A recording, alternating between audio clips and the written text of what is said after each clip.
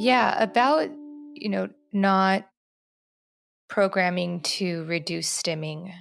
I think there Hmm. is a movement, in reformed ABA, Hmm. it might be called, to really look at the autistic person's values and respect that they might just be doing something because it is helping them, it's helping their body self regulate. And Hmm. even when it comes to what's so-called like tantrum or meltdown behavior or all of these challenging behaviors that are really just a form of communication.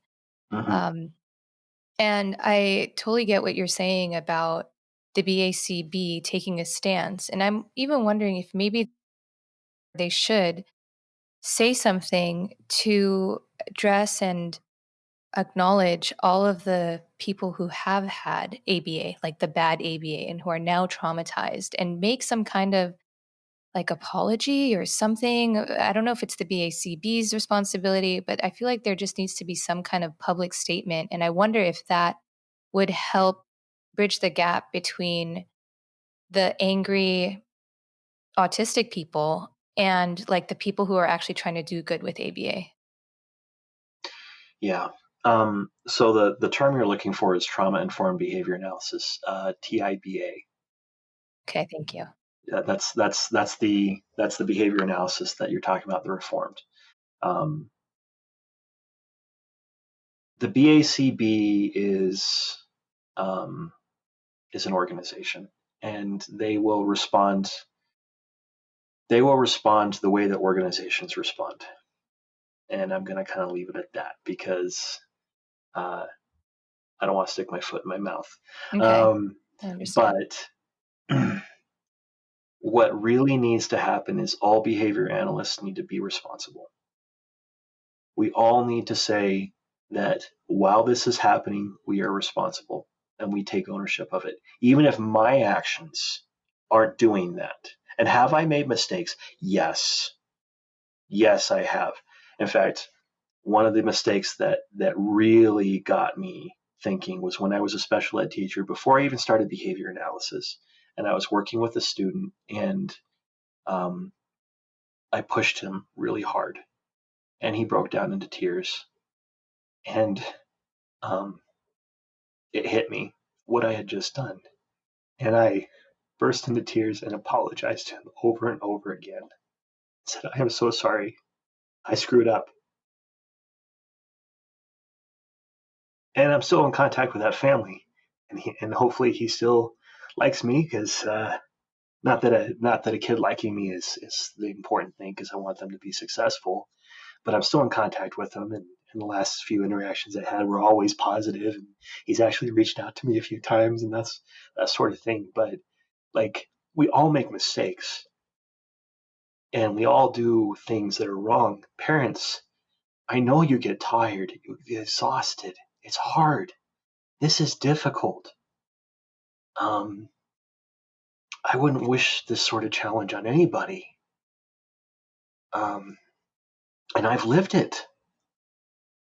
I've lived it from both ends, from the teacher therapist point of view and from the student, and not the parent yet. But um, I'm excited to be a parent. I know it's going to be challenging, and it's okay that you screw up, but own it. Take full responsibility for yourself and treat that person the way you would want to be treated if someone screwed up with you. Apologize. Try to do better.